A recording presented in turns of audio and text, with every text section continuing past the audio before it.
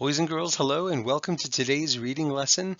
I hope you've been reading at least 30 minutes a day and rereading your books and using the strategies, solving difficult words, gaining information, learning lingo, doing all the wonderful things you can do while reading. Now today, we're going to have to go back and look at some books that we've already used.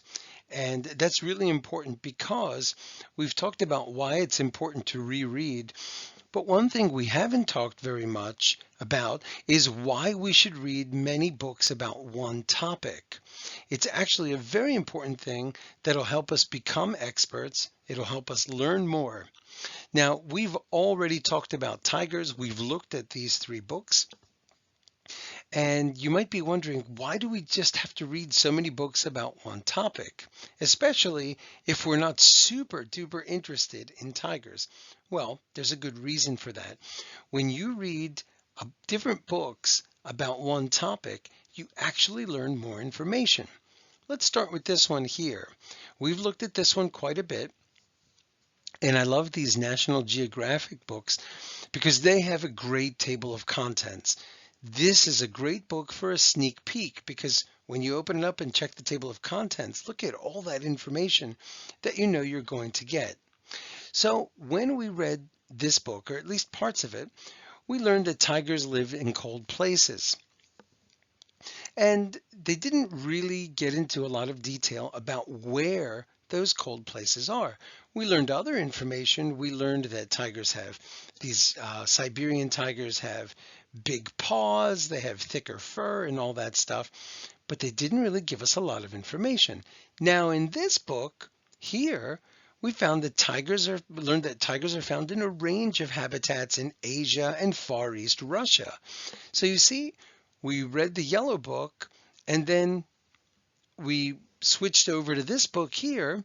And now we haven't read the whole thing together, but look what we found out. Oh, tigers can be found in East Russia. Okay. And another tiger book actually shows us a map of where that is and where those tigers are in East Russia. And they even tell us the specific places that they're in, the regions. So it's so important when you're learning about a topic, don't just read one book, read 2 or 3 or 4 books. Okay, that's a very important way to become an expert in something. You couldn't get all the information from one book. You would need like a 1,000-page book to learn everything there is about tigers. And there is. So you see this yellow card at the top, that means we're starting a new bend, a new list of topics and strategies in reading. And here it says experts grow knowledge across books. Okay, so notice parts that go together. When you read one tiger book and then you read another one, see what they both have to say about what tigers eat. Okay? One might give you some information, the other one might give you something else that you didn't know about.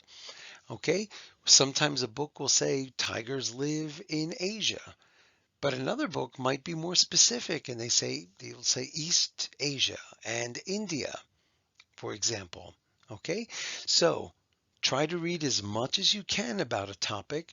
Read your books, reread your books, and then try to get another book on that same topic. And that's how you'll learn more, and that's how you'll become an expert.